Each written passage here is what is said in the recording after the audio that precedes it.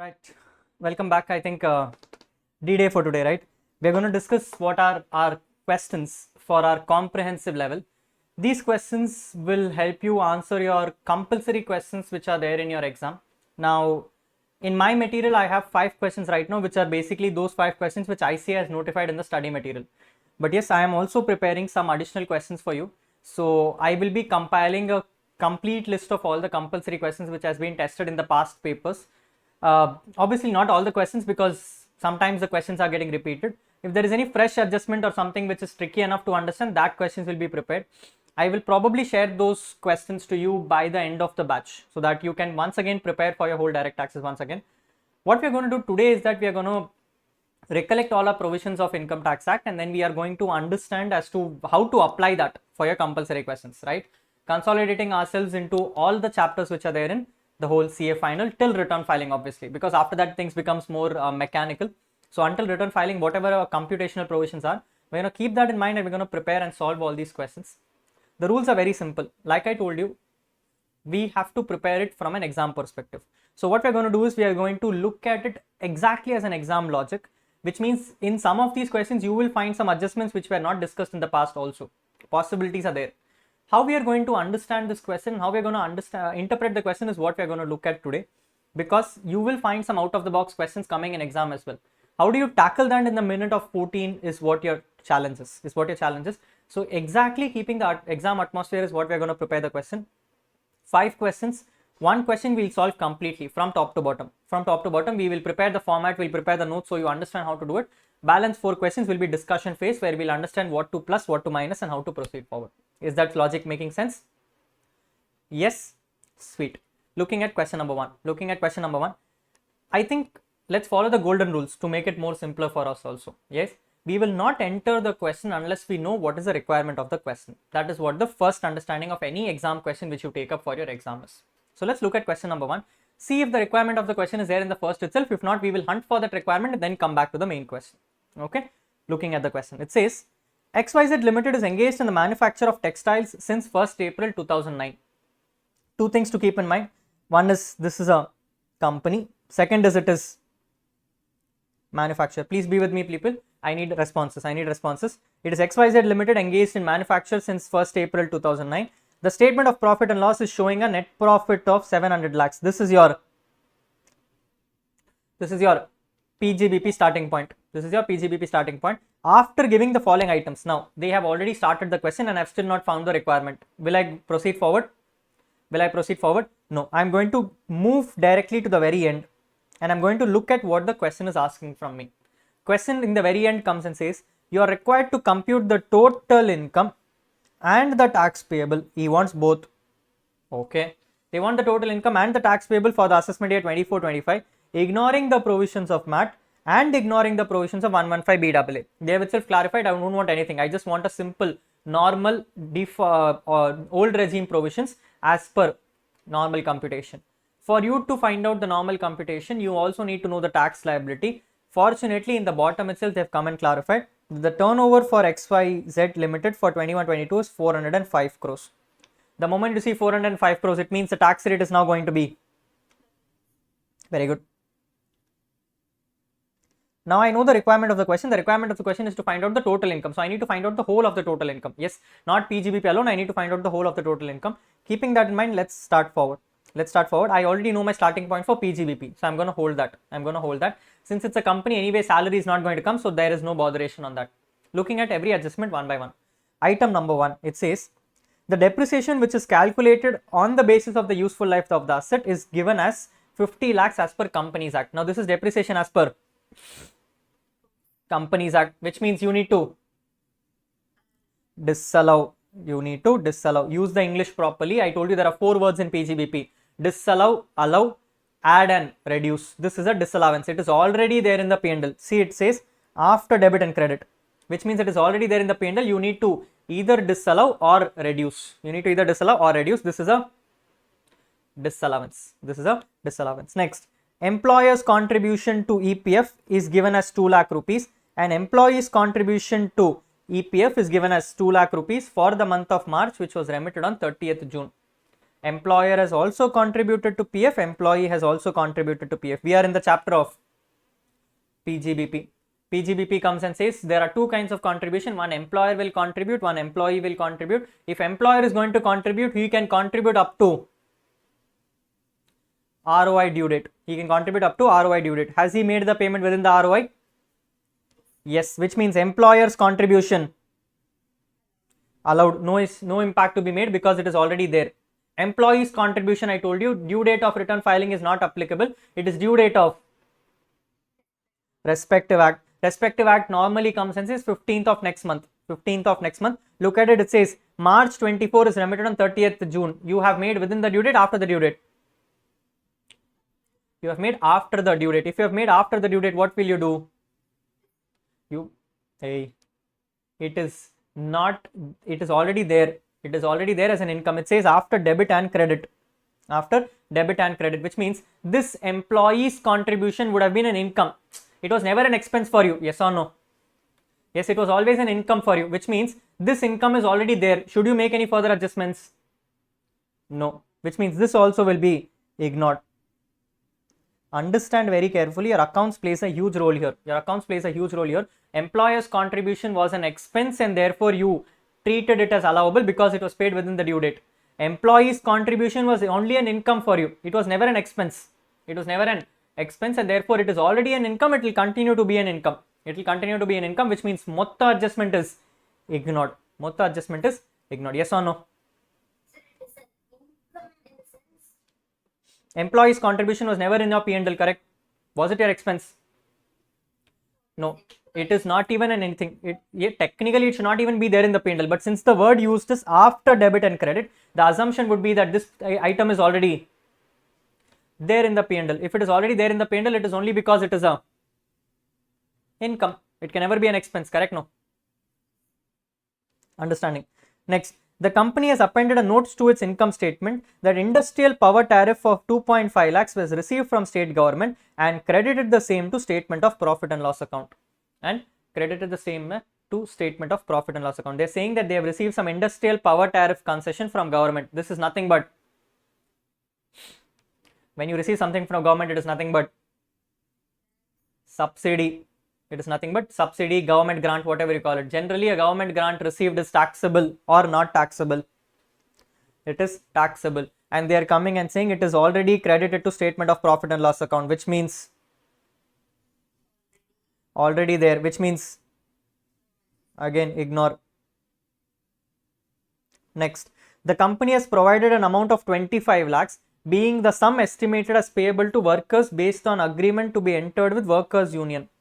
The company has provided an amount of 25 lakhs to be payable to the employees based on the workers union agreement towards periodical wage revision once in 3 years. The provision is based on fair valuation and reasonable certainty of revision once in 3 years. They have planned to make some extra payment to the employees because of wage revision. They have created a provision of 25 lakhs against it. Allowable, not allowable? Allowable, not allowable? Why? It is allowable. Look at it, it says based on fair estimation of wages, which means understand provisions, like I told you in the past also, is not that it is not allowable. It is only not allowable if it is uncertain. Is it uncertain or is it final? This one is almost final and therefore is allowable. Therefore is allowable. Since it is already there in the P&L, it will be ignored. It will be ignored. Don't have the notion that just because something is provision, it is disallowable. Provisions are also allowable unless and until they are identified as unascertained liabilities. Yes, this is a certain liability because you have it done every single 3 years. They are clarifying to you that this is how the accounting of the company is. Every 3 years they make this provision and every 3 years they make a revision, and therefore this is allowable for you under Income Tax Act. No doubts. No doubts. Next. The company has made a provision of 10% of its debtors towards bad and doubtful debts. The total debtors in the current year is 200 lakhs. Now look at the debt provision. Now look at the provision. This provision is against, which means this is uncertain. This is uncertain. Only if you are a banking company can you claim this as a deduction. Since you are not a banking company, this will be amount you have already claimed is 200 into 10%, which means you have to disallow 20 lakhs. Very good. Next, a debtor who owed the company an amount of 40 lakh rupees was declared insolvent and hence was written off by debit to the statement of profit and loss account. You have a bad debts in the current year. Can you claim it? Yes, no problem, because you have satisfied all the conditions. You have satisfied all the conditions. Condition number 1, you should have offered the income in the past. Since it's a debtor, obviously you would have offered the income. Condition number 2, you should have written it off in your books. So have you written it off in the books? Yes, you have written the debtor off in your books and therefore it is allowable. Nothing to be done further. Next, sundry creditors is including an amount of 50 lakhs which is payable to A and Co towards supply of raw materials, which remains unpaid due to quality issues. There is a sundry creditor for which you have to make a payment of 50 lakhs. You have not made the payment because of quality issues. An agreement has been made on 31st March 2024 to settle the amount at a discount of 75% of the outstanding. At a 75% of outstanding, the amount waived off is credited to P&L.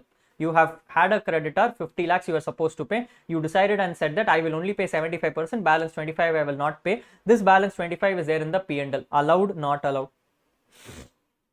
Should you offer this as income, not offer this as income? You have to offer this as income. This is a genuine income for you. You need to offer it as income. Is it already offered? Which means you need to. Very good. Notice the examples. No, most of the items have got ignored. Most of the items have got ignored. This is how ICA plays with you. Yes, unnecessary adjustments they'll keep giving you. Next, the opening and the closing stock for the year was 200 lakhs and 255 lakhs. They were both overvalued by 100 lakhs. They were both overvalued by 100 lakhs. This is an tax adjustment or an accounts adjustment? This is an accounting adjustment. This is an accounting adjustment. Accounting changes have to be made. Accounting changes have to be made. Hey, if opening stock is overvalued by 10%, it means you have claimed more expense, less expense. You have claimed more expense. Closing stock is overvalued by 10%, which means you have claimed more income. You have claimed more income, whatever it is. Yes. Now you need to reverse both. You need to reverse both. How will you reverse? You are saying 255 into 10% is 25.5 and 200 into 10% is 20. Yes, you need to increase your expense by 20. You need to decrease your income by 25.5, which means net you need to decrease your income by 5.5. Correct? You need to decrease your income by 5.5. Now here is where I will like to make an assumption. My question is, this 200 lakhs and 255 lakhs which you see, 255 lakhs which you see, is after the overvaluation or before the overvaluation?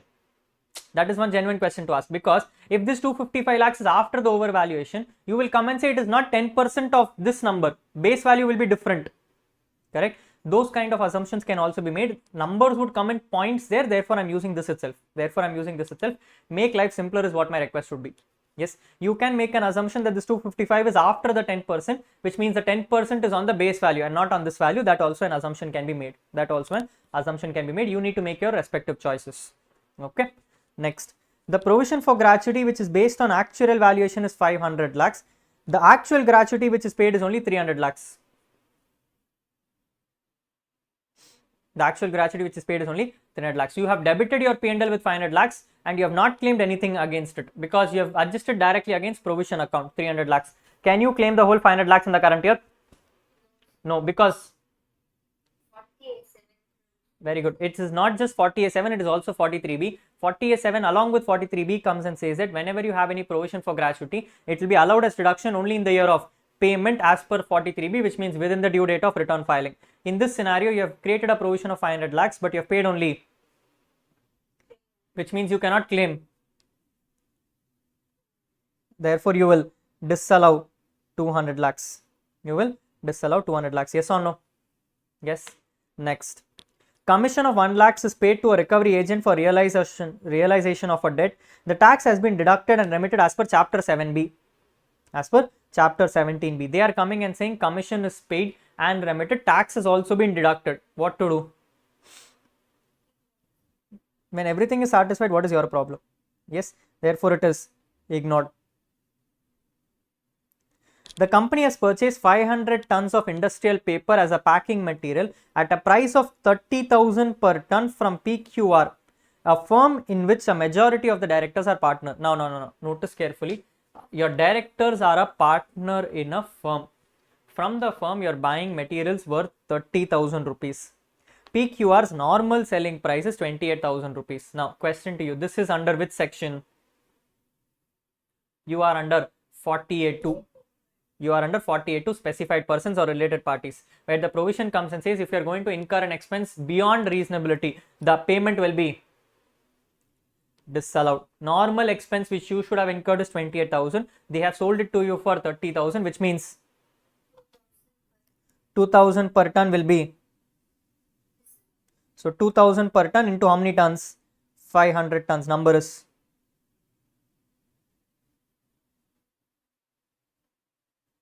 10 lakhs. So therefore you need to disallow 10 lakhs. You need to disallow 10 lakhs. Question to you, until now, every adjustment you saw is all PGBP adjustments, or do you have any other heads of income? Only PGBP. Great for you. Additional information is given to you. There was an addition to the plant and machinery amounting to 50 lakhs on 10th June 2023, which was used for more than 180 days in the current year.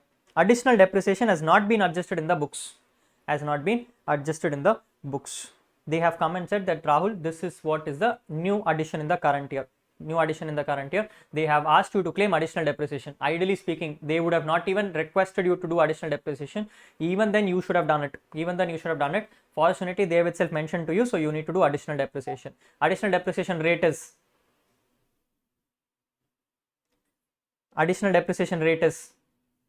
20%. Amount is 50 lakhs. 50 lakhs to 20% is 10 lakhs. So you need to claim 10 lakhs as a deduction. You need to claim 10 lakhs as a deduction. Next, normal depreciation calculated as per income tax is given as 80 lakhs. Hey, one thing which you need to understand is all this is given in additional information, which means these items are already there in the P&L, not there in the P&L. You need to make additional adjustments. You need to make additional adjustments. Normal depreciation is not there in the P&L, therefore claim 80 lakhs. Next, the company has credited a subcontractor an amount of 10 lakhs on 31st March 2023 towards repairing a machinery component. The tax so deducted shall be remitted on 31st December 2023. There is a person for which you have created a provision. You have forgot to deduct taxes in the current year. This is 2024, I'm sorry. You have forgot to deduct taxes in the current year. You are planning to deduct the taxes by 31st December 2024. Are you okay with this? No, because you need to make the TDS payment within the 7th of next month is as per TDS. As per section 40A and 40IA, you have to make the payment by due date of return filing. Have you made it by due date of return filing? No, 31st December is not the due date of return filing, and therefore this payment has to be disallowed. Question to you, this person is a resident, non-resident? Resident, which means disallow. Number is very good. Next, the company has collected 7 lakhs as GST from its customers and paid the same on the due dates. However, on the appeal made, the High Court directed that the department be refunding 3 lakhs to the company. The department has now been proposed to refund 3 lakhs to the company. The company in turn refunded 2 lakhs to its customers from whom the liability was collected, and the balance is still lying as 1 lakhs under current liability. The balance is still lying as 1 lakh in the current liability. You have got some subsidy back from the government in the form of 3 lakhs of refund. Out of this 2 lakhs, you have given it back to the customers. 1 lakh you are still keeping with yourself. 1 lakh you are still keeping with yourself. Can you keep the 1 lakh in current liabilities? Can you keep the 1 lakh in current liabilities? Answer is no. Understand, subsidy received from the government has to be taxed in the current year itself. Just because you parked it in current liabilities does not mean that you will not offer it to tax. You need to offer the tax. How much? 1 lakh rupees. You need to offer this money to tax of 1 lakh rupees. You will have to do it. You will have to do it. Rahul, technically you should have offered the whole 3 lakhs. I would say yes. But in that 3 lakhs, 2 lakhs was refunded to public or customers, whatever it is. In that case, you don't have an obligation for that balance 2 lakhs. You have claimed that as an expense and therefore left off is only 1 lakh rupees. Keeping it in current liabilities is not the answer. You need to offer it to taxes. You need to offer it to taxes, and therefore the 1 lakh will be added. Therefore the 1 lakh will be added. You are required to complete the total income and tax liability, and everything is over. Question to you, till now, any other adjustment other than PGBP? Which means this is what the question is. This is what the question is. This question you can expect for 12 marks. This question you can expect for 12 marks. Rahul, how to do this? How to do this? You will have to prepare a format table. Let's prepare a format table.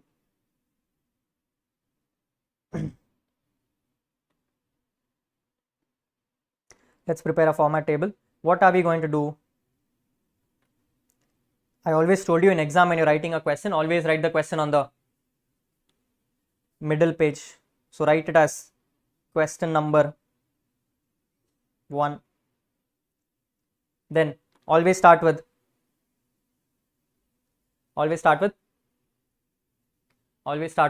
heading. I hope you're using black pens. Yes, it is computation of, I'm using short forms, you have to write the full forms. Computation of, what are we going to find out? Let's do it. Computation of total income and tax payable of, who is this person? XYZ Limited for the assessment year 24-25. Yes, no heading, no marks. No heading, no marks. Headings carry marks.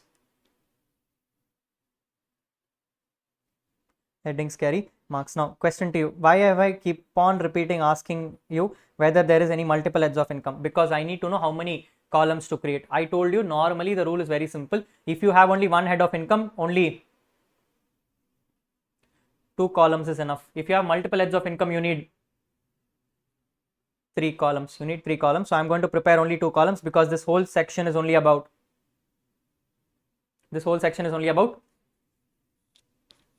PGBP. So let's create 2 columns. I am writing it as particulars to amounts column.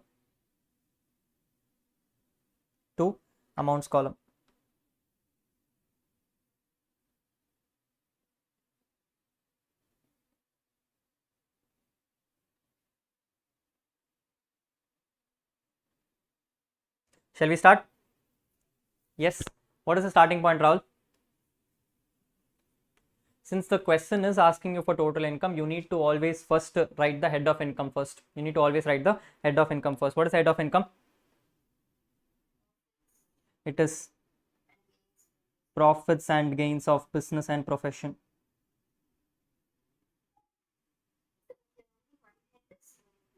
That's true. But since the question is asking you for total income, you need to clarify that this is the only head of income also.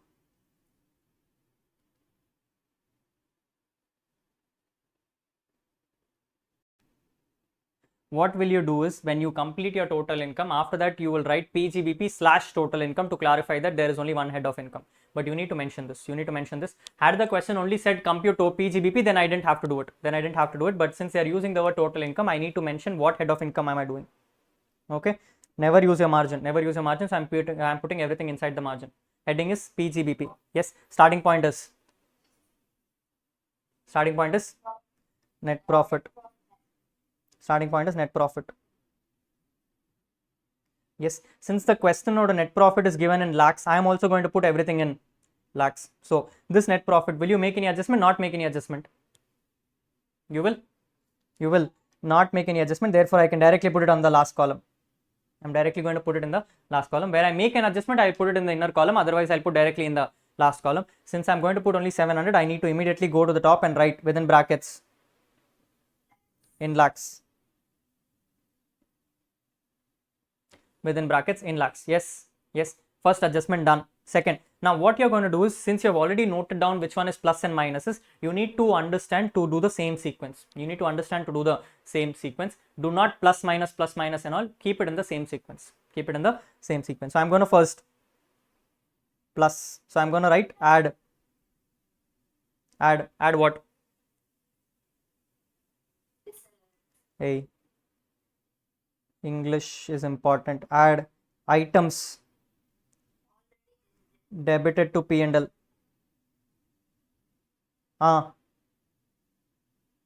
Items debited to P&L. Not allowed as deduction. Okay, disallowed is also fine, but anyway. not allowed as deduction. This one heading saves a lot of time for you. This one heading saves a lot of time for you because now you will not need to write extra English around things. You can just write not allowed because of so and so reason. That's all. Normally in ICA books and all, if I have to show it to you, they will come and write big English. See, they will come and say, since employee's contribution to PF has not been deposited on or before the due date, the same is not allowable. Since the same has been debited to profit and loss account, no further adjustment is required. And the last sin circular that automatically gets covered in your add and less itself. So you won't have to justify it once again. Things will become a lot more easier for you if you write this right away. We are going to do it when that time you'll understand. Yes. So I'm going to take all my pluses first.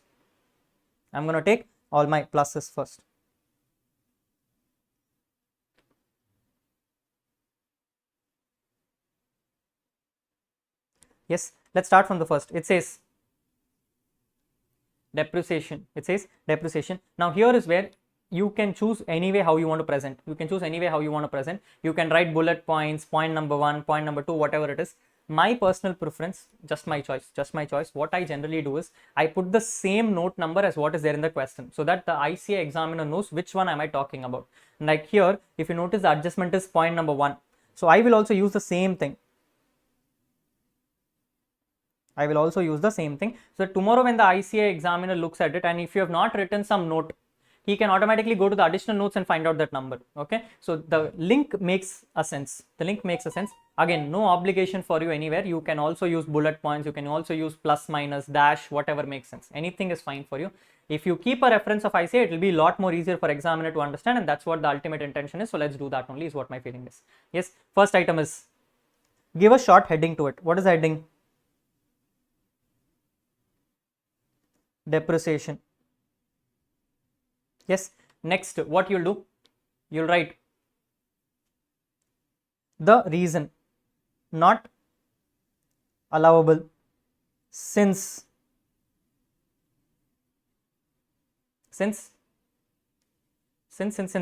why are you not allowing depreciation? Because to be recomputed as per section 32. Any English is fine, people. No one is expecting Shakespeare English. The point is to drive home what your intention is. Yes, you can write whatever English you want, just that you have to clarify why you are doing it and very clearly clarify it. That is what the idea is. How much is my depreciation? It is 50. Since I am going to make all additions in a cumulative basis, I am going to put it in the inner column. Is the format now making sense? Yes, we're going to follow the same format going forward. Polama. Yes, point number 2. Now, Rahul, why are you writing point number 2? It is ignored, right? Yes, choice to you. Either you can write the point number 2 here and clarify that it is not to be done anything, or you can write as a notes after the sum is over. My personal preference, I like it here. Because when I'm correcting papers, not for ICA obviously, but when I'm correcting papers for students and everything, if I find the adjustment here itself, it becomes a lot more easier for me to tick it and proceed. If not, what I need to do, I need to first look at this table, then look at the notes, then match and see which one is pending, which one is not pending, and which one I should grant you marks for, right? So my personal preference, if you put it here itself, it becomes very easy for examiner to go in the same sequence manner and he can automatically close it off. Yes or no? It's supposed to look long. This is what ICA recommends. See?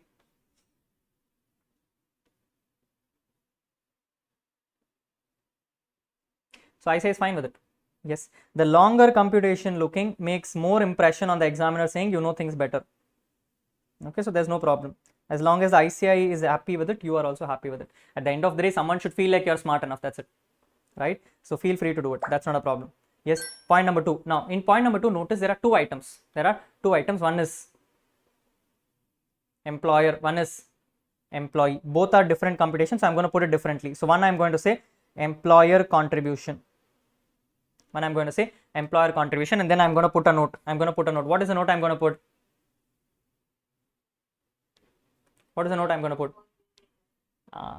You have to write the note properly, in the sense, first, what are you doing, why are you doing, and what is the, sorry, what are you doing, what is the provision, and why are you doing it? Yes, so what are you doing? You're going to ignore. You're going to ignore. So you will say ignored since payment has been made within the due date of filing the return of income. Since employer's contribution is paid on 30th June, which is before 31st October or 30th November, whatever the question was, no further adjustment is required. No further adjustment is required. Clear understanding of the laws. You can jumble it up also, that's fine. Generally, what I would write is, since the due, as per the provisions of 43B, a payment made after the due date of return filing is not allowed as reduction. However, in the present case, since employer's contribution is made on 30th June, which is before 30th November, the payment is allowed as a deduction. As it is already claimed, no further adjustment is required. Now, this is the lengthier version. This is the lengthier version. It depends on how much time you have. It depends on how much time you have. If you have shorter time, you can go smaller also, saying allowable since paid before the due date of return filing, that is 30th June, whereas the due date of return filing is 30th November. Payment already debited, therefore no further adjustment required. Any English is fine. Any English is fine. I am not writing the English. I am expecting you to write the English. Write down the English. Number is 0. Number is 0. Yes. Same place. I am going to write employees contribution. I am again going to put a 2 and I am going to write employees contribution. Here what I will write. I will say employees contribution should be paid within the due date of the respective act, failing which the payment will be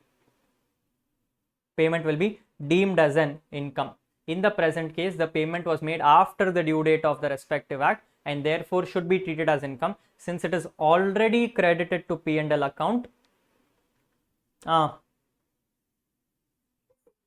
further adjustment is required or it is ignored. No further adjustment is required or it is ignored. Clear? Yes. Yes.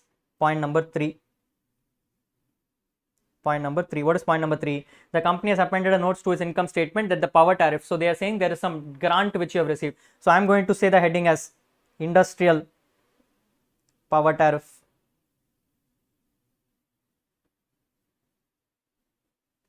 I am going to say industrial power tariff. Yes. What is the provision?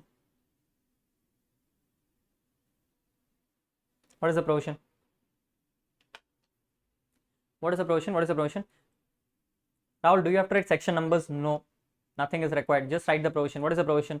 Any government grants received shall be treated as income for the assessee in the year of realization. Since the industrial power tariff is already credited to profit and loss account, no further adjustment is required. So the number is again ignored. Yes or no? Yes. Next one. Point number 4. Give me a suitable side heading. Quickly. It is provision for wage revision. Rahul, you are writing short forms PROV and all. Yes, I am writing it. In exams, are you permitted to write? Answer is no. Full forms is the key. No short forms. Any short form will cut you marks. You are not permitted for any short forms. Provision for wage revision. You can write simple English. Any provision created for ascertained liabilities should be allowed as a deduction. Since the provision created here is based on a fair estimation and done once in 3 years, this is an allowable expenditure as it is incurred fully for the course of business. As it is already debited to profit and loss account, no further adjustment is required. Any English works, people, as long as you can drive home the point that this is an ascertained liability and it is incurred for the purpose of business. Those two things are important. Balance items will be taken up. Point number 5. Give me a suitable side headings quickly.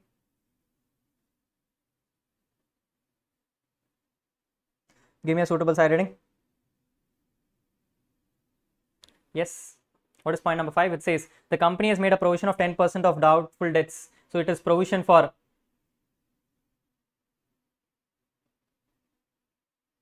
doubtful debts. It is provision for doubtful debts. What is the English? What is the English that you'll write? You will say, what is the English you'll write, ma? You'll say, any provision for doubtful debts can only be claimed by banks and non-banking financial corporations. Since a provision created here is for unascertained liabilities, the same is not allowed as a deduction. Amount not allowed is 200 lakhs into 10%, therefore 20 lakhs. Therefore 20 lakhs. L is not required because we are doing everything in lakhs. Yes, yes, any English as long as it drive home the point. Point number 6. Point number 6. Give me a suitable side heading. Give me a suitable side heading. It is called as, you can just say bad debts, that's okay. You can say bad debts written off. You can say bad debts written off. What will you write? You will write, since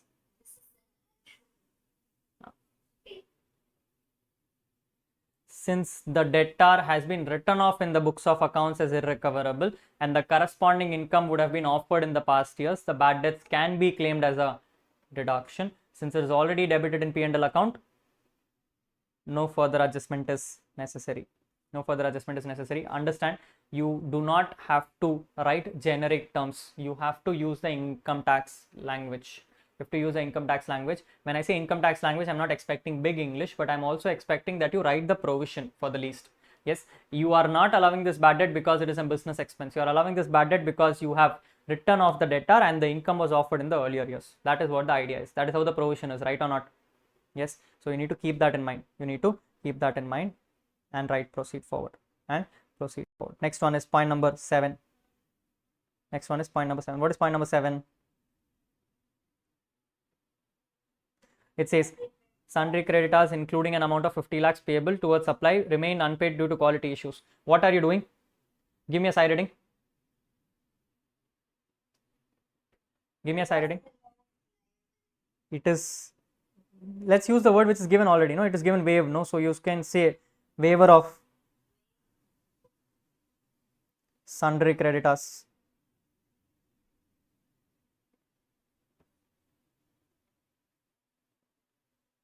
Waiver of sundry creditors. Yes, I understand it's a reversal. That technically is yes, so because it's accounts, but at the end of the day, it's a waiver. So you have to use the word waiver. You can again say dash ignore, because what will you say here? What will you say here? This is more income tax related or accounts related? This is more accounts related. So you can come and say, since sundry creditors would have been claimed as an expense in the earlier years, right, waiver of the sundry creditors is an income to be offered to tax. Since it is already credited to P&L account, no further adjustment is required. No further adjustment is required. Yes. Next, point number 8. Yes.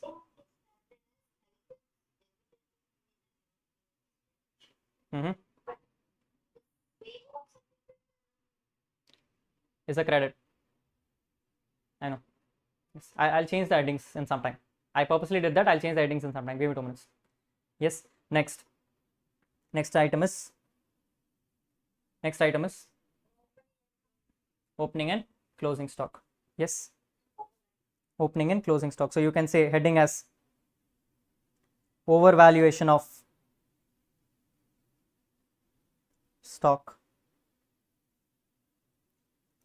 Overvaluation of stock. Now, in this point, I can definitely agree to the fact that you don't have any English to write. You don't have English to write because it's a normal accounting mistake.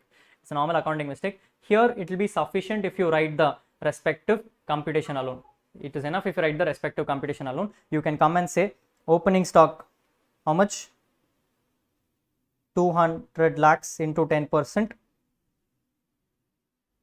How much? 20, 20 lakhs to be disallowed. Then closing stock, 255 lakhs into 10% is 25.5 lakhs to be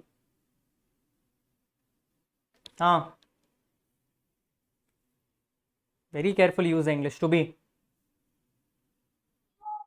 To be reduced.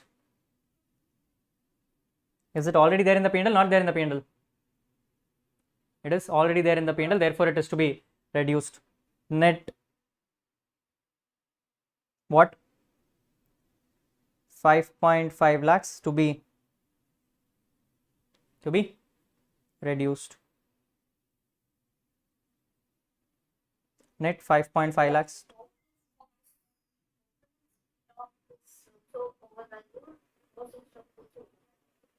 Yeah.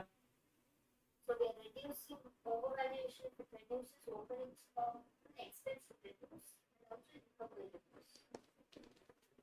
Sorry. Your opening stock is overvalued, ma, which means you have cleared higher expense, lower expense. So you have to reduce your expense. How much are you going to reduce your expense by? If your closing stock is increased, what you will do? You have shown higher income, which means you need to reduce your income. Correct? Correct? Understand, in opening stock, when you have claimed more expense, you need to disallow more expense. You need to disallow expense. You need to disallow expense. In closing stock, you have offered more income, so you need to claim your income. So which means closing stock is going to be reduced, opening stock is going to be added. Yes or no? Yes. Yes. Therefore, this is 5.5 lakhs of claim. This is 5.5 lakhs of claim. Yes or no? Yes. Yes. Now, you will again come and ask me, Rahul, you said not allowable, items debited. Why are you putting a minus here? We will again change it. Don't worry. Don't worry. Last item. Two more items are there. Point number 10. Point number 9. Point number 9. Yes. What is the heading?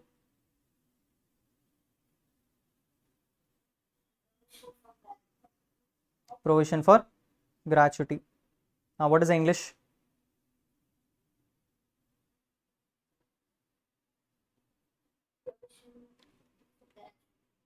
Any provision created for gratuity shall only be allowed as an expense provided the same is paid within the due date of return filing, regardless of the fact that it is based on actual valuation.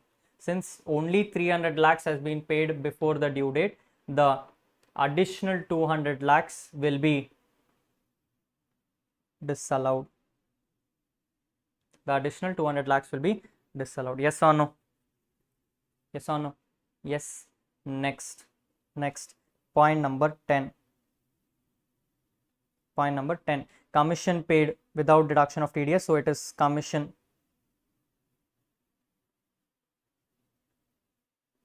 In this question, have they paid TDS? Not paid TDS.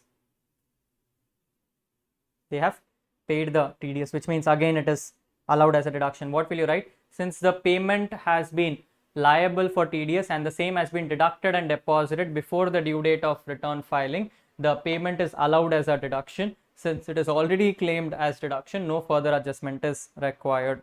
No further adjustment is required. Yes. Yes. Finally, point number 11. Finally, point number 11. Heading for point number 11. Heading for point number 11. Purchase of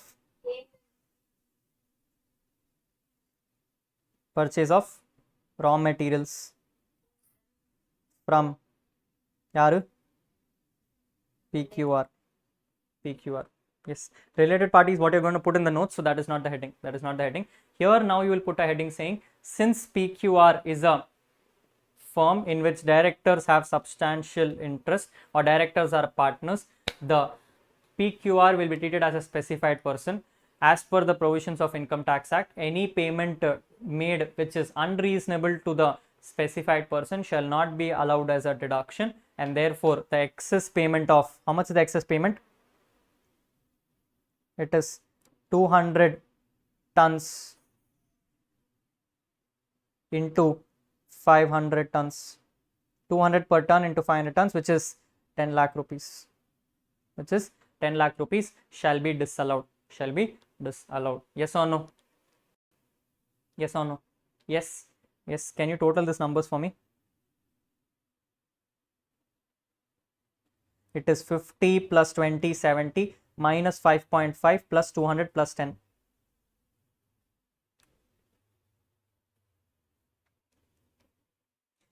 274.5 is it?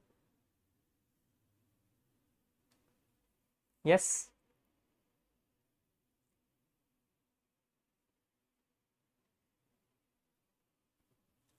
Fifty plus 20, 70, 270, 280 and 5, 274.5 I guess. Correct? Yes. Yes. 274.5. But wait. Don't total. The reason why I'm telling you not to total is because now understand in our computation what we have done is we have now some places claimed minus also, some places put credit also. Yes. Now this is also one other way to do a computation. Like I told you, you have a choice. You have a choice how you want to present your computation. You can do plus minuses and everything, your choice. Your choice. As long as you drive home the point very clearly. As long as you drive home the point very clearly. What is happening in this scenario is that we have some places where there is a debit, some places where there is a credit. Now during your exam time, in the pressure which you have, you may not be able to clearly know what is a debit and what is a credit. Yes, you may confuse yourself in those terms. What I would then recommend is, in this case, rather than writing items debited to P&L, you can directly say items debited or credited to P&L. Items debited or credited to P&L, not allowed as deduction or to be reduced.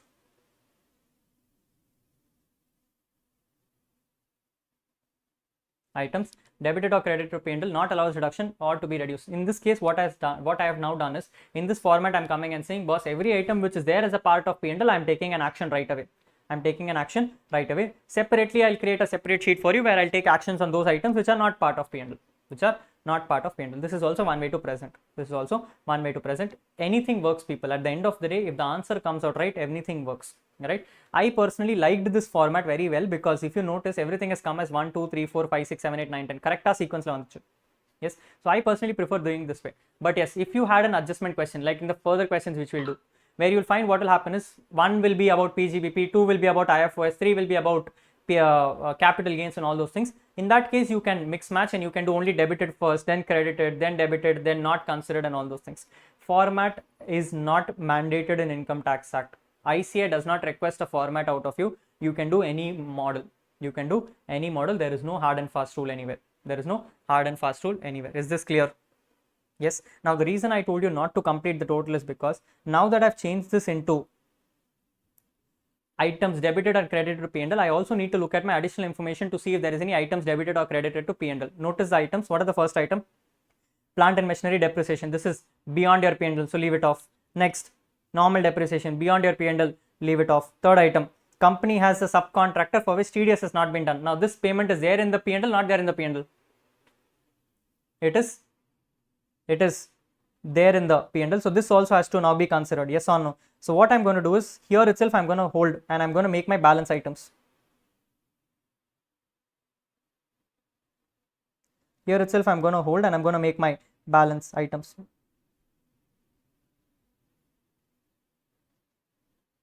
Yes, what is my balance items, Rahul? I'm going to call it as AI3. What is AI? What is AI? AI is additional information. Additional information number 3. What is it? This is payment to subcontractor.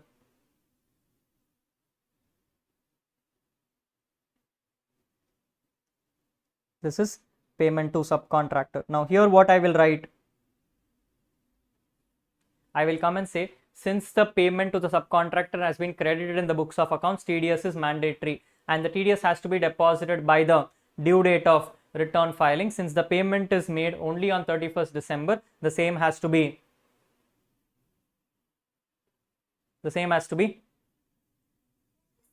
subject to a disallowance of 30%. Subject to a disallowance of 30%. How much is my payment number? My payment number is 10 lakhs, so 30% of that will become 3 lakhs. Will become, yes, because it is also debited, no? That is why you are disallowing it, no? Because it is showing that it is debited to P&L. Check. So I am debiting it. Yes, because the commission is also debited to P&L, therefore the subcontractor payment is also debited to P&L, therefore I am putting it there. Therefore, I am putting it there. Next two items. Now look at point number 4. Is point number 4 there in the P&L? Is point number 4 there in the P&L? No. So therefore, item number 1, item number 2 and item number 4 are not there in P&L. So for this, I will create a separate column. I will create a separate heading. Until now, I have all my facts. So now I can total. The number on the top was 274.5 if my memory serves right. So therefore, this will become 277.5. Correct? Check. Yes. So my total is 277.5. Number on the top was 700 of net profit. I have added 277.5. My total number becomes 977.5. 977.5. Can we proceed?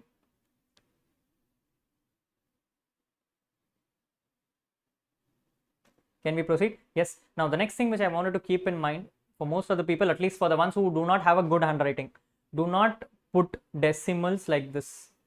Meaning earlier, if you notice, when I had put the decimal, there was some cursive writing. You may end up making a mistake of calling it as 9775. If you do not have a good handwriting, it is always preferred that you put your decimals with some small spaces. Konjo gap irukonu, nalla gap irukonu. The gap is important because then only you will be able to identify tomorrow that there is a decimal. If not, at least put a 0.50 so that you know that there is a decimal attached. Again, if you have a good handwriting, this is not applicable to you. Yes, I am the kind of person who does not have a good handwriting, so I am just clarifying it for myself. Yes, moving on. I am going to say add slash less items what not forming part of P&L.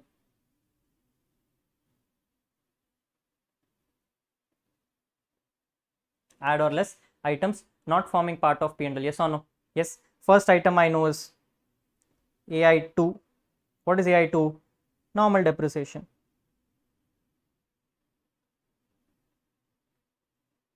AI2 is normal depreciation. How much was the amount?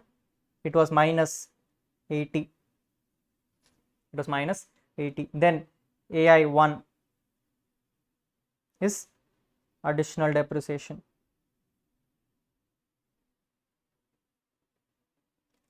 Now this additional depreciation is something which you have to give even if the question would have not stated it, because the person was a manufacturer. You need to keep that in mind. What is the AI number? AI number is 50 lakhs into 20%. 50 lakhs into 20%, which means 10 lakhs. Last item is AI4. What is AI4? AI4 is something relating to GST, correct? Yes. What is the heading will be called? Heading will be called as GST refund from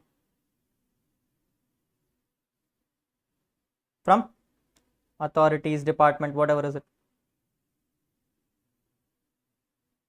GST refund from authorities or department. Now here is where you will give the English saying the amount received back from GST authorities is fully liable for income. However, since 3 lakh of this has been returned back to the customers, only 1 lakh is taxable in the hands of the assessee, regardless of the fact that the same is passed through current liabilities. Since it is already not there in the P&L, the same now has to be added.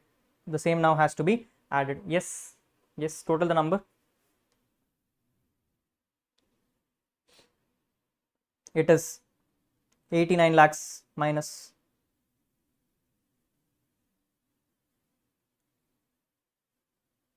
It is 89 lakhs minus. I'm assuming it is 1 lakh. Yeah. It is 89 lakhs minus. Can you total this number now? 977.5 minus 89.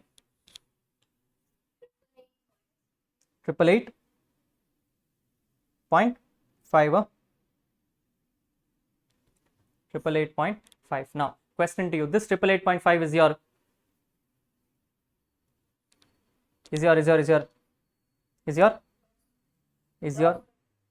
PGBP as well as your total income. Do you have any adjustments to make in this?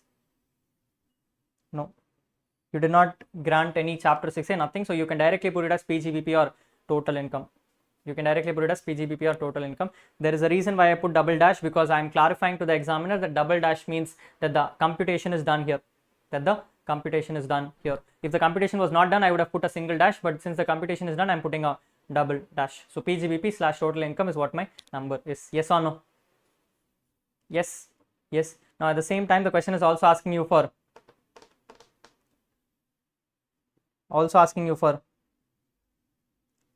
tax payable. So computation of tax liability.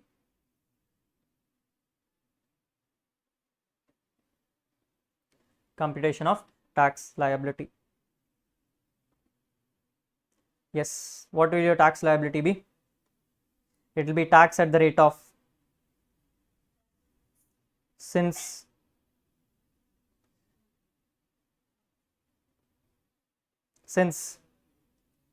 previous year 21-22 turnover exceeds 400 crores, number is 888.5 into 30%.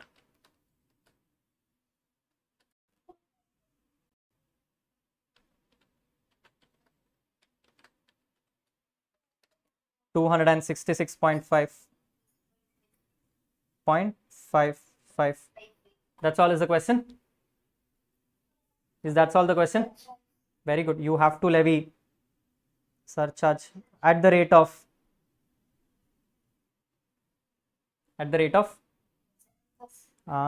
because since total income is greater than 1 crore but less than 10 crores, is greater than 1 crore and less than 10 crores, number is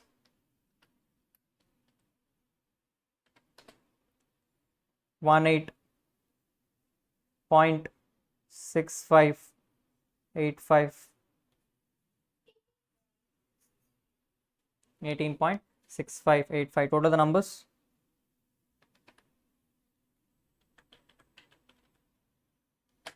$285.2085.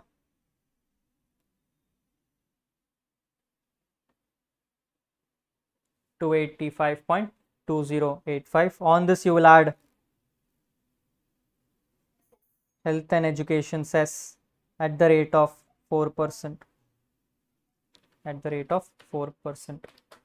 It is 11.40834. 11.40834. Total the number.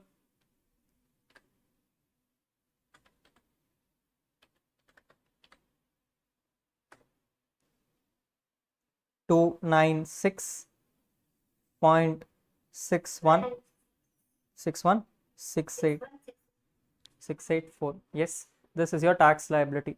Is this the final answer?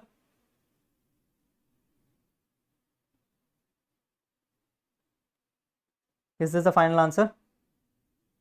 Or is there something else asked in the question?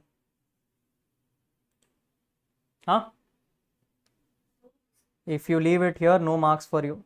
It is 296.61680. Why, Rahul? You need to round off to the nearest 10. Notice very carefully, you did the question in lakhs. Which means it was 296 lakhs 61,684. If you leave it like that, then it is 684 rupees. You cannot have a 684 rupees. You can only have 680 rupees. So you have to say tax liability rounded off. Again, like I have put, you have to put a double underline and close the answer. 296.61680. 296.61680. Yes or no?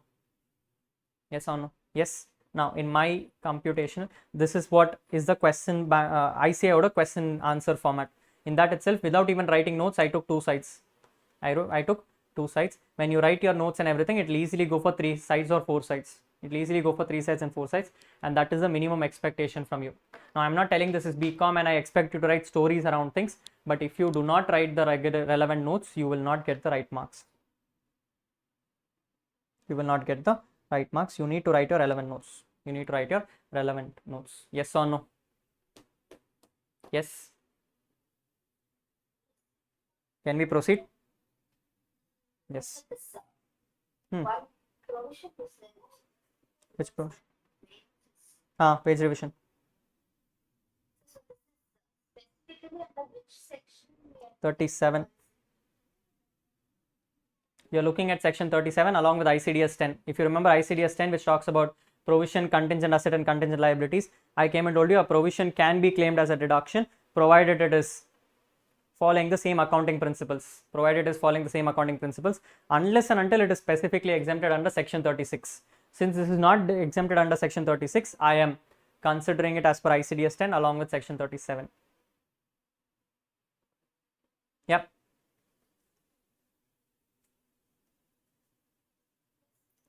The provision is based on fair estimation of wages and reasonable certainty of revision. The provision is allowable as a deduction since ICDS 10 requires reasonable certainty for recognition of provision. As this provision has been debited to profit and loss account, no further adjustment is required. Like I told you, sometimes questions may not come from the general things which you know, but you can use your logic around things and you can find out the answers. Don't stick yourself to income tax completely. Sometimes accounts can do much better job than income tax can. So please follow your accounting principles also properly. Is that clear? Yep. Sweet. This is how your format should work for a computational mechanism under a compulsory question. Keeping this in mind, we are now going to discuss the balance 4 questions which are there. You are going to tell me whether we should plus, minus, where we should do it and how we should do it. That's all. Yes, these questions are uploaded for you, so you can solve the questions once again yourself. I purposely do not want to do it right now in the class, because if I do it in the class, then you stop practicing it yourself. Yes, formats are clear, method is given. I want you to solve it yourself. All right? Yes. Let's look at question number 2. Did we get the same number?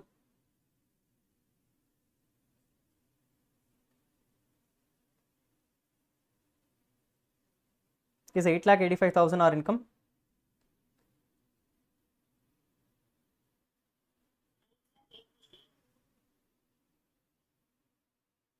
See, the stock, they have changed it. Notice the stock, no?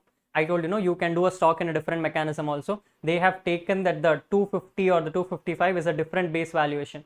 We have assumed that the base valuation is from the number which was given to you. They have done a different base valuation. They have assumed that the number of 250 and 255 is differently worked. Okay, they can have a different method, we can have a different method. Since the question is incomplete there, you are free to make your assumptions.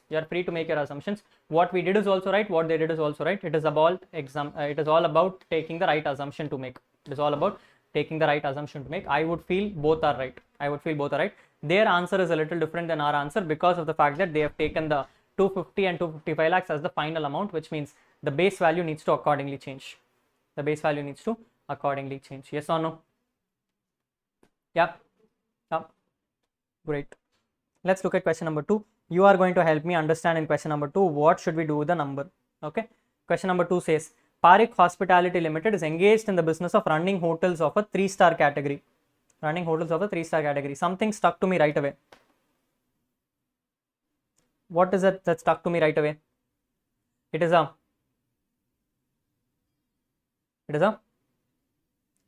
hotel of 3-star category, meaning this is a 35 AD business. What is this? This is a 35 AD business. The company statement of profit and loss account for the year ended 31st March 2024 is given you a profit of 152 lakhs. This is your starting point. You have been debited and credited the following amounts. First item is a payment of 0.25 lakhs and 0.3 lakhs in cash is made on 3rd December 2023 and 10th December 2023 for the purchase of raw corn to Mr. Raja, an agriculturist, and Mr. Khalid, a spice trader, for purchase of masala used for the corn products. You have made 2 payments. One payment is to Mr. Raja for purchasing and raw corn and to Mr. Khalid for purchasing masalas. What are we looking at? What is the key item here? The key item is that the payment is made in, meaning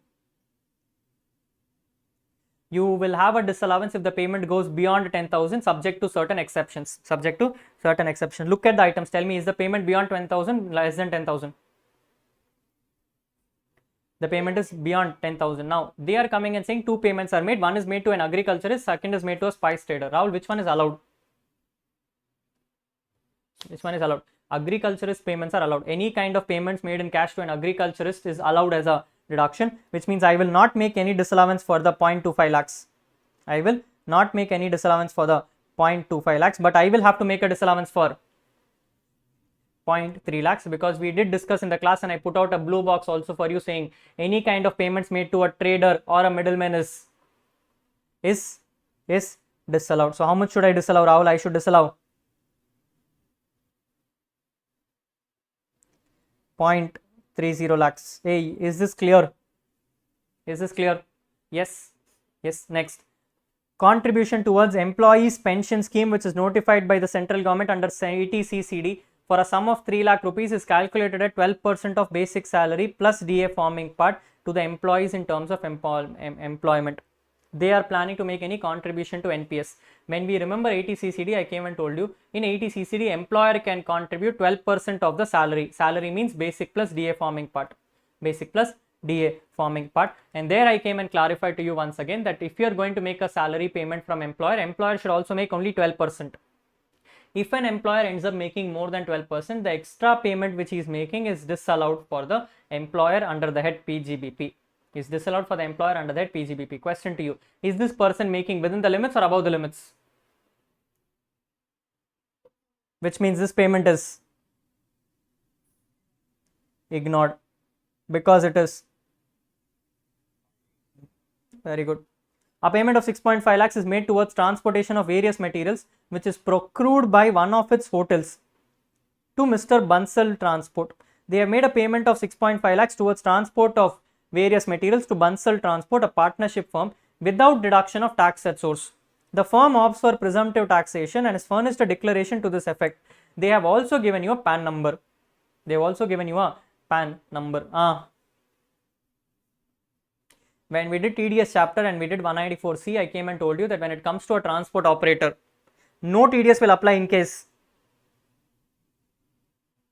the payment is happening to a transport operator who's owning less than 10 vehicles and gives you a declaration along with the PAN number Question to you, they are saying that the firm, the transport operator is opting for presumptive, which means he has less than 10 vehicles. He is giving a declaration for it also, he is giving you a PAN number for it also. TDS will come, not come. If TDS is not going to come, payment will be disallowed, allowed? Allowed. If the payment is already allowed, you have to, right? Notice now the question was not even related to PGBP. This was more a TDS question. Come back to PGBP. Come back to PGBP. If you do not know TDS properly, PGBP will take a toss. PGBP will take a toss. You have to be careful. Next, a profit of 12 lakh rupees on sale of plot of land to Abhimanyu Limited, a domestic company. The entire shares of which were held by assessee company. The plot was acquired by Parikh Hospitality Limited on 1st June. This person has sold a land to its parent company. This person has sold a land to its parent company and made a profit of 12 lakhs from the sale of land. Question to you, first of all, this profit is there in the net profit. Should it be there in the net profit? Not be there in the net profit? Because this is, so therefore from PGBP what will I do? I will remove 12 lakhs. Now I am coming to capital gains. Now they are saying, Rahul, the profit is 12 lakh rupees. Taxable, not taxable?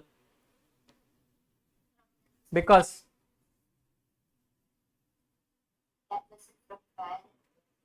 very good. In capital gains, you would ignore the whole provision because provisions of capital gain come and say that when you transfer any asset between a parent and a wholly owned subsidiary, the transaction is not regarded as transfer. Very good. Next, the contribution of 2.5 lakhs is made to an Indian Institute of Technology with a specific direction for using the amount for scientific research program prescribed by the authorities. You are going to make a scientific research donation. Amount allowable is 100%. Therefore, this payment also to be very good. Expenses of 10 lakhs on foreign travel of 2 directors for a collaboration agreement with a foreign company for a brewery project to be set up. The negotiation did not succeed and the project was abandoned. Now they ask you weird things. You have made some expenses. The expenses could not crystallize and you have incurred some travel cost. Is the expense a capital expense or a revenue expense?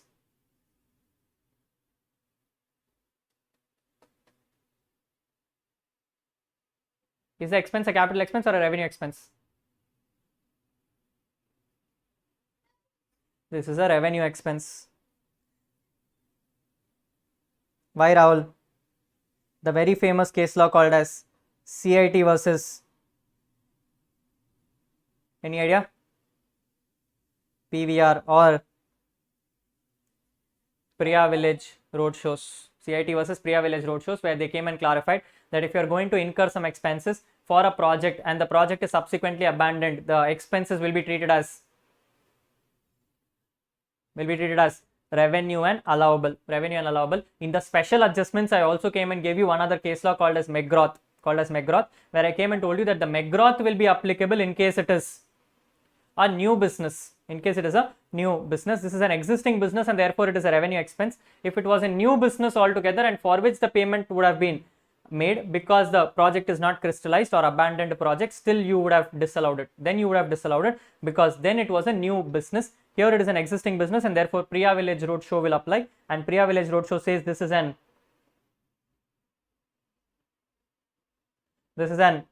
allowable expense. Yes or no? Yes. Sometimes case laws are important. Computational level, please keep this in mind. Next, fees of 1 lakh rupees is paid to an independent director for attending board meetings without deduction of tax at source under 194J. Quickly, what to do? How much?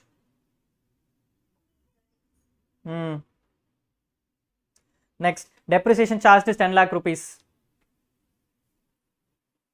They Summa blindly come and say depreciation charged is 10 lakh rupees. You will disallow. Charged it is not allowable. It is charged, therefore you will disallow. 10 lakhs being additional compensation received from state government pursuant to an interim order of a court in respect of a land acquired by the state government in 1516. You have received 10 lakhs as additional compensation from state government pursuant to an interim order in respect of a land acquired by the state government in previous year 1516.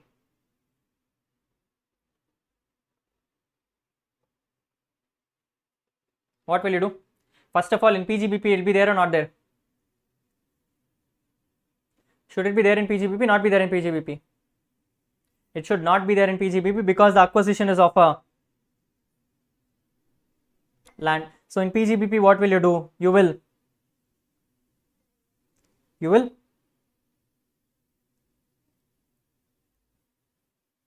reduce it. Now comes the next heading called as capital gains. Question to you: this money is received on account of compulsory acquisition. When we discuss compulsory acquisition, I told you there are three kinds of compensation which you can receive. One is the actual compensation, which will be taxable in the year of first installment. Second, we discussed about any kind of enhanced compensation. There are two kinds of enhanced compensation. One, compensation received on account of final order. One, compensation received on account of interim order. Interim order, we told we will tax it only in the year of final order. And final order, we told we'll tax it only in the year of receipt. Question to you: this payment is on account of, which means it is taxable only in the year of final order. Is today the year of final order or today the year of receiving the money? Therefore, this year it will be not taxable. So PGBP, you are anyway going to reduce. Capital gains, you will end up saying not taxable because it will be taxable in the year of final order. Hey, hello, clear? Yes, careful. Next, dividend received from a foreign company is 5 lakh rupees in which it holds 15% equity share capital. This item is there in the net profit. You need to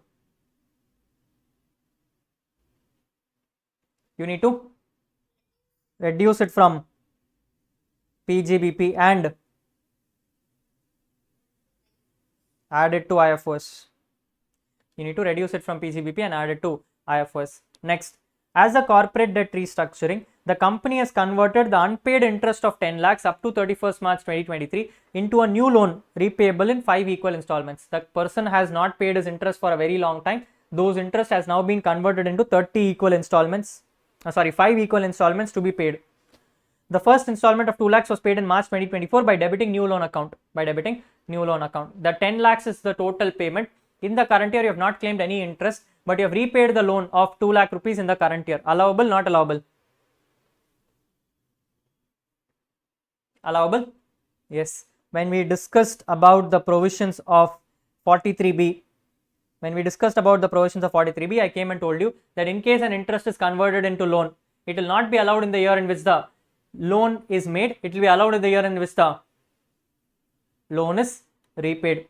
In this case, the loan is repaid only to the extent of 2 lakhs, and therefore you can only claim 2 lakhs. Rahul, he has converted everything into 10 lakhs of loan. No interest is there. Doesn't matter.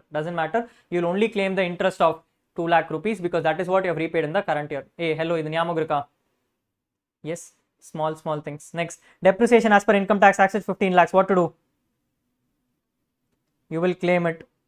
Next, the company has received a bill of 2 lakh rupees for 31st March 2024 from a supplier of vegetables for supply made in March 2024. The bill was omitted to be recorded in the books in March 2024. The bill was paid in April 2024 and the necessary entries were made in the books then. The person has received a bill, forgot to account the bill. Accounted the bill in April 2024 and paid it off that time. What to do?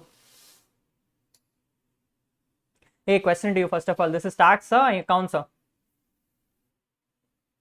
Is this tax or accounts? This is accounts. In accounts, you have made a mistake. You have forgotten to account some entry. Tax will come and say no problem. Actual expense, not an actual expense. Error, not an error. Not an error. It is an error. What will you do? Normally speaking, in this practical world, what you will do? You will take an audit adjustment for this. Yes or no? Yes, which means technically it will be moved to your P&L. Anyway, income tax also comes and says this is an actual expense which you can claim as a reduction. You have not shown it in your P&L. Might as well show it right now.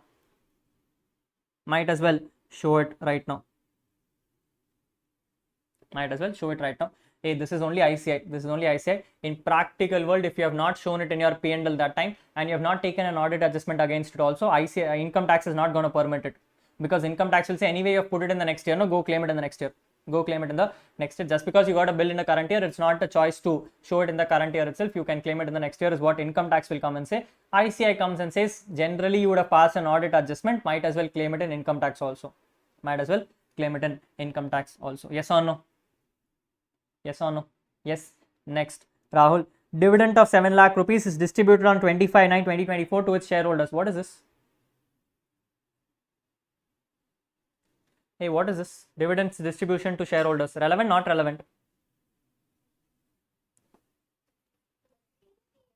Very good. You have ATM coming into picture. You have offered an income of dividend of 5 lakh rupees. ATM comes and says if you have paid any dividend before 1 month from the date of return filing,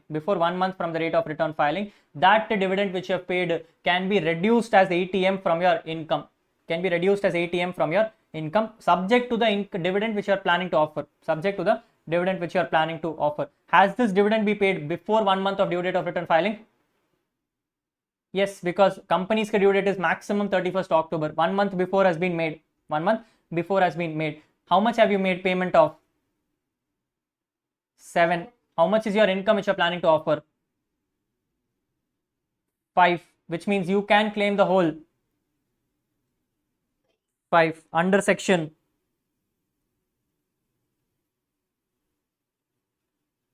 ATM. Now in this question also, if you notice, 2 capital gains questions were there, both were exempted, so capital gains is not coming. 1 IFOS was there, which is also now been allowed as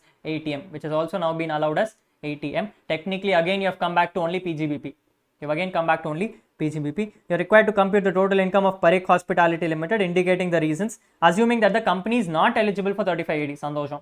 Since they itself gave depreciation, I was worried whether they will claim 35AD. They have itself clarified that they will not claim 35AD. You are required to ignore the provisions of MAT and 115BAA also.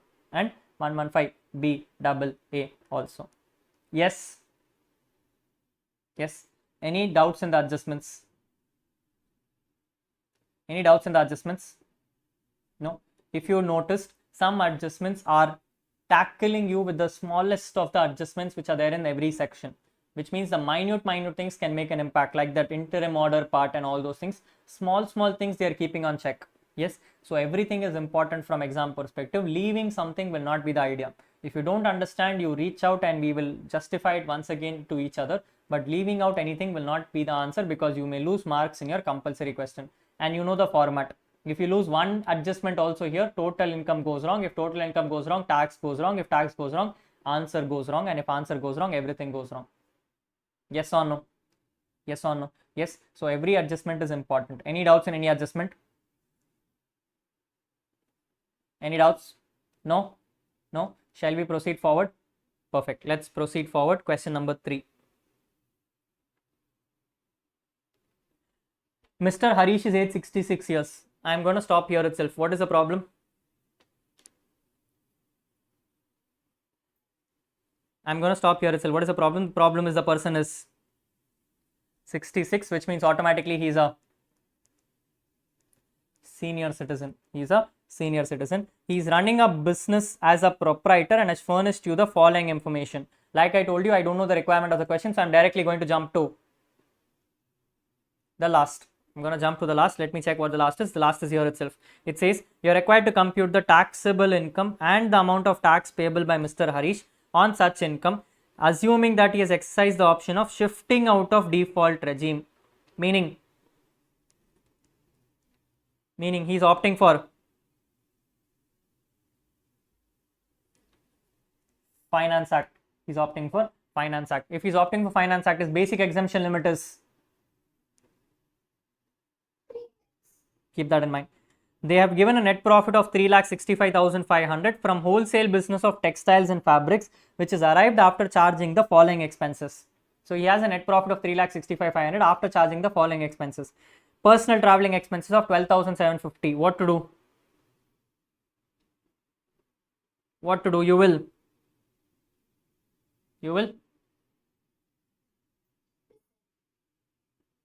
section. Very good. Purchase of furniture items from shop on 13th June 2023 of 25,000 but charged in shop expenses. He has purchased some furniture but charged it off as shop expenses, which means he has claimed it as revenue. Can you claim it as revenue? Can you claim it as revenue? No. Therefore, you will add back 25,000 and then at the rate of, very good. He owns a house with 2 floors which is constructed with the financial assistance of HDFC, out of which ground floor is used by him for self-use and the first floor is let out by him on a rent of 8,500 per month. This is under the chapter.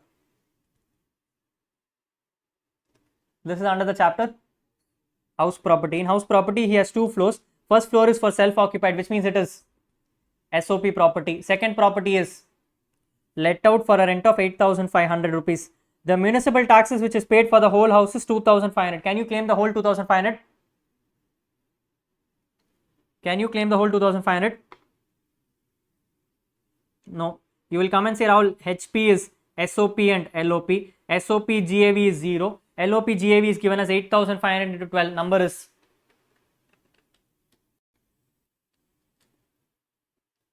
8,500 into 12. Number is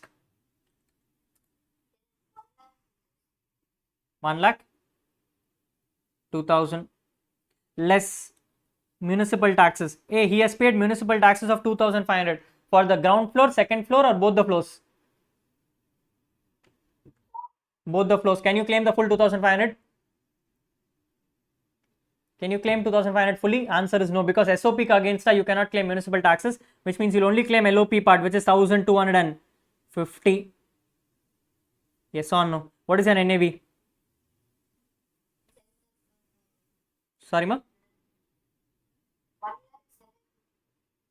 7? Acha. 1,07,50. Then he has also paid interest on housing loan for the construction of the house for 52,000. Both the houses are identical. Now, before even you do interest on loan, you also need to do 30%. Number is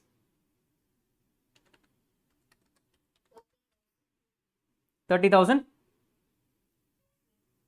225. Number is 70,525. 70,525. In this, now you will claim interest on loan. Rahul, interest on loan is 52,000 rupees for both the houses, same house, for one house.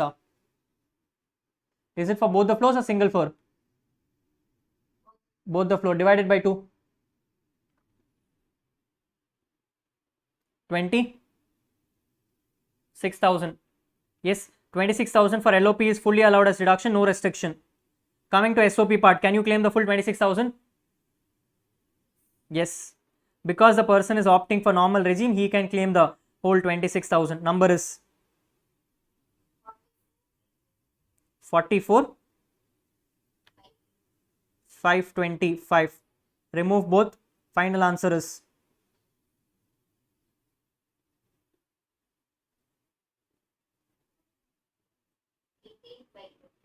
18,525. So therefore your income from house property is 18,525. Hey, till now any doubts? Can we proceed? Yes. Next, he has deposited insurance premium for the life of self 12,500, wife 13,500, son and daughter 28,000. Housing loan is repaid of 50,000 and has paid 55,000 by credit card for health insurance of self and family. For self and family. Rahul, which item is under what section? Life insurance for self. Life insurance for self is 80C. Life insurance for wife 80C. Life insurance for son and daughter again 80C. Hey, question to you, can you claim life insurance for son and daughter? Can you claim life insurance for self and daughter? Yes, you can claim it. I told you in 80C parents are not allowed. In 80D child should be dependent. In 80C you can claim son and daughter or life insurance also. You can claim son and daughter or life insurance also. So 80C is permitted. Repayment of housing loan. Repayment of housing loan is again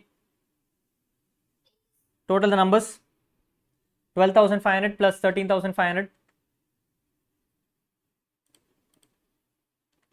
12,500 plus 13,500 plus 28,000 plus 50,000. Number is 1,04,000. Can you claim the whole 1,04,000? Yes. So therefore you are permitted for 80C of 1,04,000. Now come to 80D. Come to 80D. Payment is 55,000. Can you claim full 55,000? Can you claim full 55,000? No, you can only claim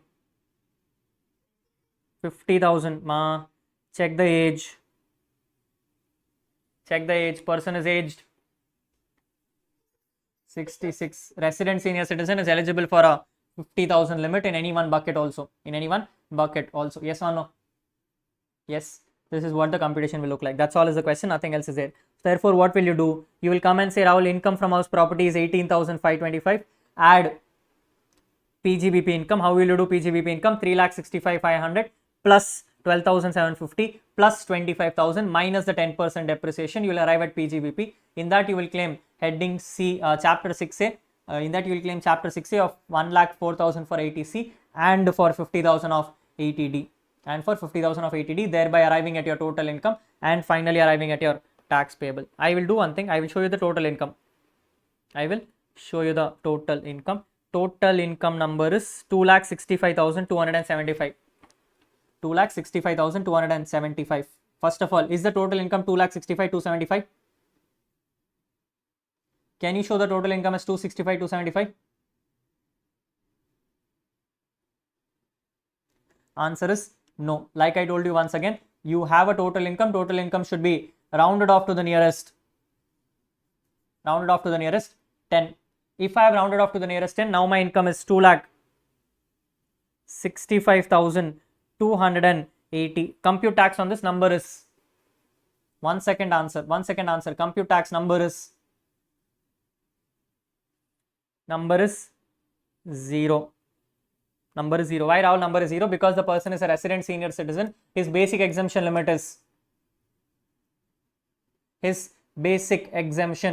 is 3 lakhs and therefore tax becomes 0. Hey, look at the question. I'm asking you a further question. Not there in the question, but I'm just asking you. Should the person file a return of income?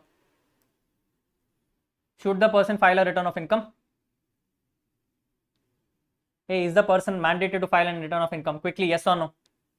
Answer is yes. Why Rahul?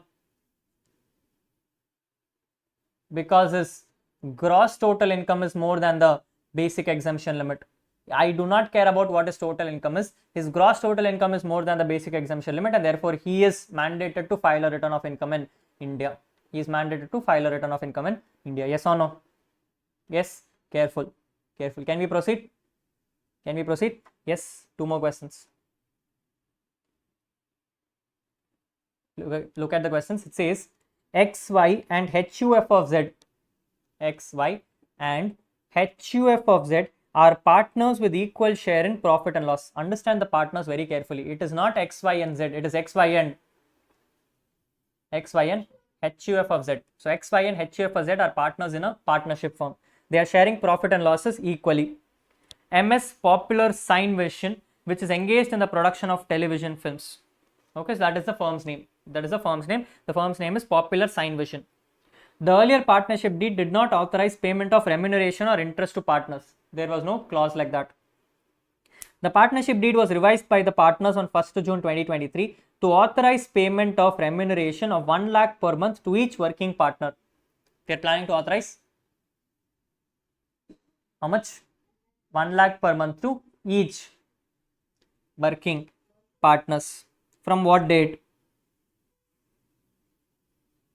Nothing is given. So we'll hold. They are saying we are authorizing from 1st June 2023 1 lakh to be paid to each working partner and a simple interest of 15% per annum on partner's capital. Question to you: can you pay 15% interest on capital? You can only pay. Keep it in mind. The profit and loss for the year ended 31st March is giving you a net profit of 10 lakh rupees after debiting and crediting the following items. Now understand, we need to find out whether the salary is allowable or not, for which we need to find out the book profit. Now the book profit which is given to you right now should be the actual PGBP profit. So let's find out my PGBP profit first. The question says net profit is 10 lakhs. In that they are saying interest amounting to 5 lakh each was paid to each partner on the balance standing to their capital account from 1st June to 31st March.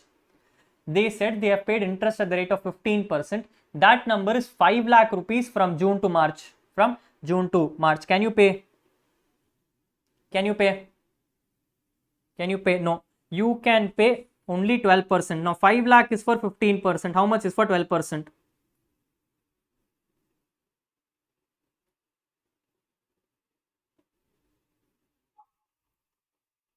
If 5 lakh is for 15%, how much is for 12%? 4 lakhs, huh? Okay, 4 lakhs. Yes. Now, 4 lakhs is what you could have paid, but you have paid 5 lakhs, which means disallowances 1 lakh. Now, this 1 lakh is for the whole firm or per partner? It is per partner. There are 3 partners. Therefore, you have to disallow. Very good. Remuneration paid to partners including partner in representative capacity is 30 lakhs. Now they have paid total partnership remuneration of 30 lakhs. Right now I need to find out my book profit, therefore I will disallow the whole 30 lakhs. I will disallow the whole 30 lakhs, then do my book profit computation and then come back and check. Next, interest amounting to 2 lakhs is paid to Z on loan provided by him in his individual capacity at 16%. Understand, the partners in the firm was X, Y and HUF of Z. Z has separately given a loan to the firm for which he is getting 16% interest. Allowed, not allowed? Allowed, not allowed? Allowed. Why, Rahul, allowed? Understand, the 12% restriction is only given to partners, not given to any other person. If 16% can be proved as the market rate of interest, he will get the deduction. If the firm is not able to prove it as a market rate, then there is a problem. If the market is able to prove 16% as the market rate of interest, they will be allowed as a deduction. Yes or no? Yes. Next, the royalty of 5 lakhs is paid to partner X, who is a professional script writer, for the use of his scripts as per the agreement between firm and X. The same is authorized by partnership deed. Now question to you, X is paid an extra money as royalty for his extra scripts. Should it be called as a remuneration or should it be allowed as a deduction? Should it be called as a remuneration or allowed as deduction? It should be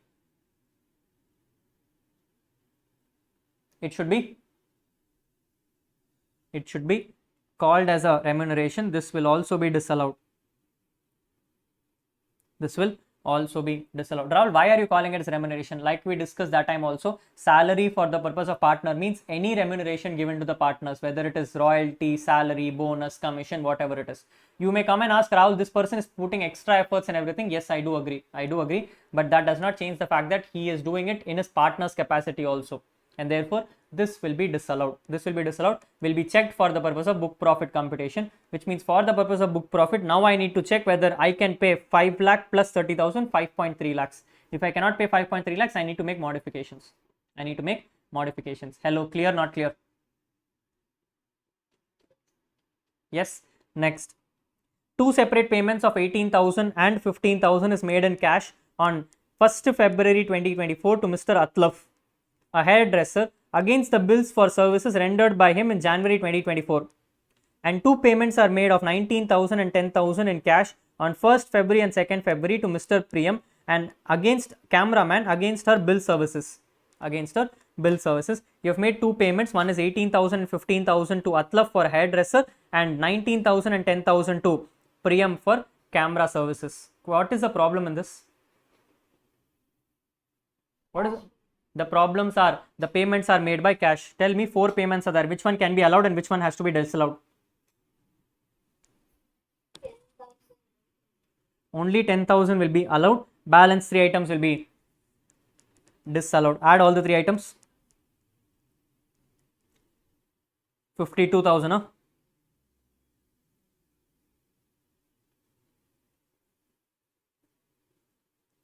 52,000 should be added back. Yes or no?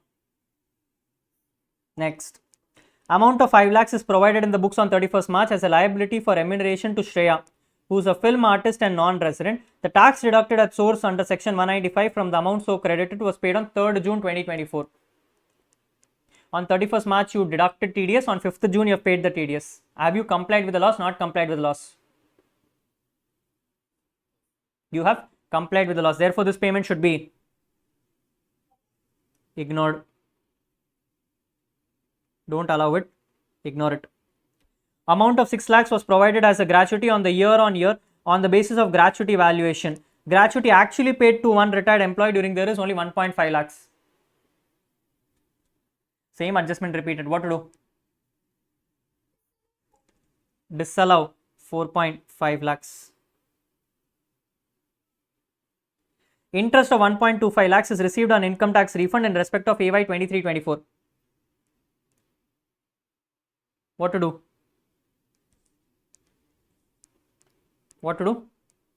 You will reduce it from And very good. Rahul, this is very important in this step, because if you don't do this, your book profit will be wrong, and if your book profit will be wrong, the salary will be wrong. Yes or no? Yes, I want book profit only on my PGBP incomes. I want book profit only on my PGBP incomes. Agreed, not agreed? Agreed? Yes. Keeping that in mind, the computation will now come and say that you have to take a book profit of 51,82,000. 51,82,000. Can you help me with the salary computation? 51,82,000 is my book profit. How to do salary for the first? For the first 3 lakhs, it is at the rate of 90%. Number is 2,70,000. Then for the balance, 48,82,000 will be at the rate of 60%. Will be at the rate of 60%. Help me out. Number is 29,29,200. Total these two numbers, it should come as 31,99,200. Income tax is saying you can pay a salary of 31,99,200. 31,99,200. You tell me how much have you paid? You have paid a royalty of 5 lakhs and an interest of 90 lakhs. No, you have paid interest of only 30 lakhs. Remuneration of only 30 lakhs. So you have totally paid 5.3 lakhs. You have totally paid 5.3 lakhs. Income tax is permitting 31,99,200. You will pay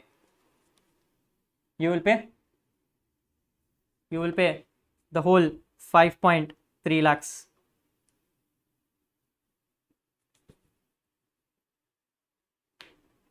One second. What is the question?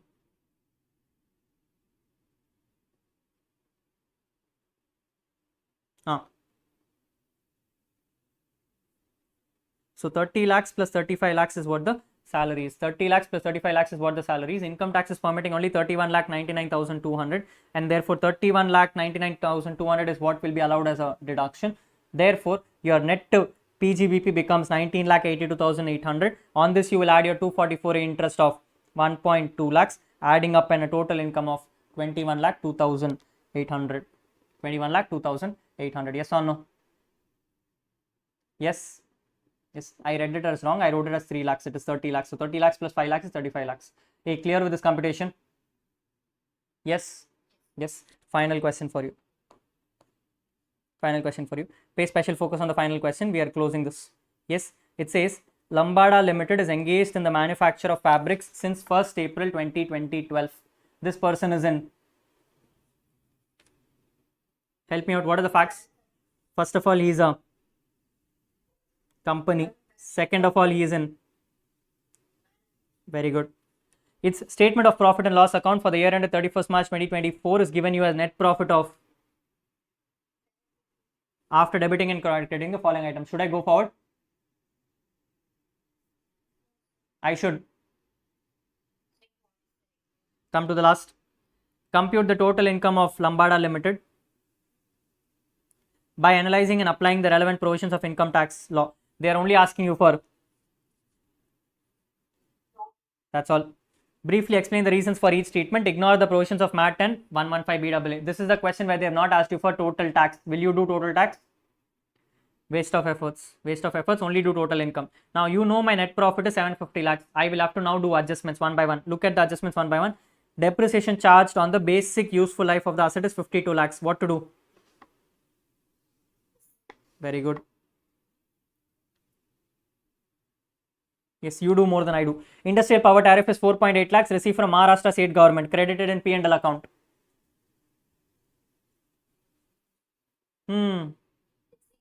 Very good. Company has provided 18 lakhs being sum fairly estimated as payable with reasonable certainty to workers on agreement to be entered with workers union towards periodical wage revision once in 3 years. Ayo. Same adjustment.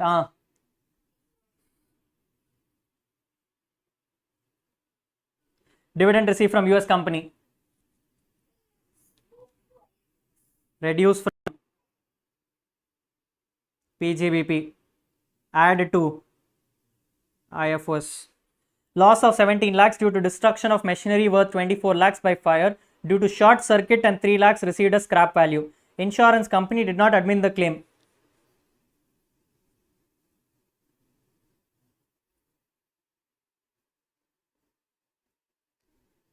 You have a machinery is lost. For that loss, you have got 3 lakhs as scrap value. You have made a total loss of 17 lakhs.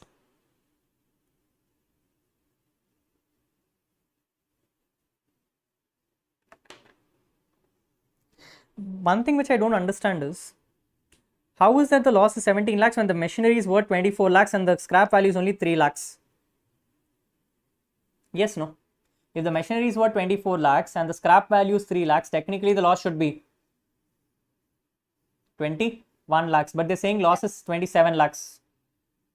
They're saying loss is 27 lakhs. Something is wrong, yes? Sorry, loss is 17 lakhs. Technically, loss should be 21. When 24 is the worth of machinery and 3 lakhs is the scrap value, then the loss should be 21. But they're saying the loss is 17. They're saying loss is 17. Something is hidden here. What is hidden here? Possibly yes. Possibly yes. What would have happened is, out of the 24 lakh worth of machinery, 3 lakhs worth of machinery, you would have claimed a depreciation. You would have claimed a depreciation. Therefore, the loss could be 17 lakhs. There could be a possibility that way, which now hints and tells you that this asset is a depreciable asset. Now, when an asset is a depreciable asset, I told you, you cannot move to capital gains unless and until. At this point of time, do you have the facts to say whether the block is ceasing to exist or not ceasing to exist? You do not have the facts. But the one thing is very certain. The loss of 17 lakhs which is shown in the P&L is, therefore, has to be very good.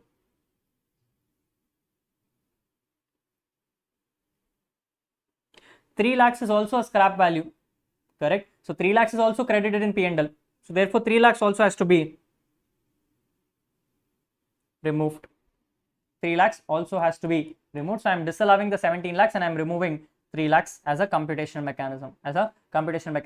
Later on in depreciation, what will happen? We'll have to check the additional information to see what the answer is. Right now, you have to disallow the whole 17 lakhs as a loss and claim the 3 lakhs as a deduction. Because the heading comes and says, after debiting or crediting the following items, which means loss would have been debited and the scrap value would have been credited. Yes or no? Yes, keep that in mind. Next, provision for gratuity based on actual valuation is 320 lakhs. Actual gratuity is 160 lakhs. Number is, provision is 320, payment is only 160. Disallow 160. Advertisement expenses is 2.3 lakhs, which is paid by check for advertisement published in souvenir of a political party registered with Electronic Commission of India. He has paid some payment to electoral party, which is for political parties. What will you do? You will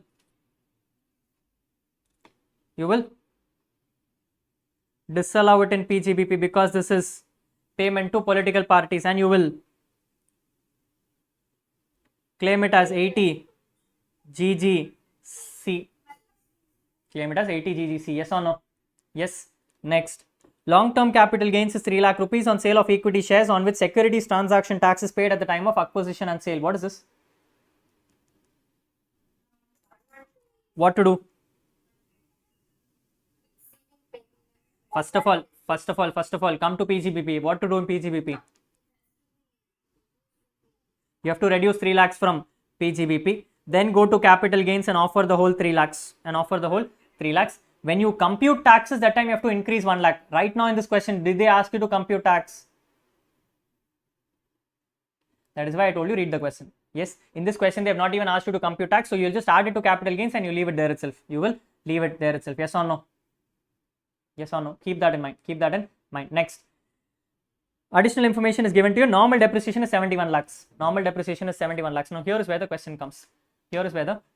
They have itself come and told you normal depreciation is 71 lakhs, which means the 3 lakhs of scrap value which you got, the 3 lakhs of scrap value which you got, is it already reduced in this or not reduced in this is the question.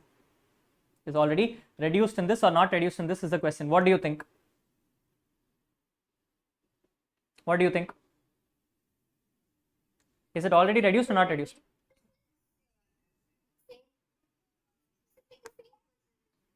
Yeah, 3 lakhs is sale consideration. My question is, 71 lakhs is the final depreciation to be granted, or you need to reduce 3 lakhs ka 10% on that?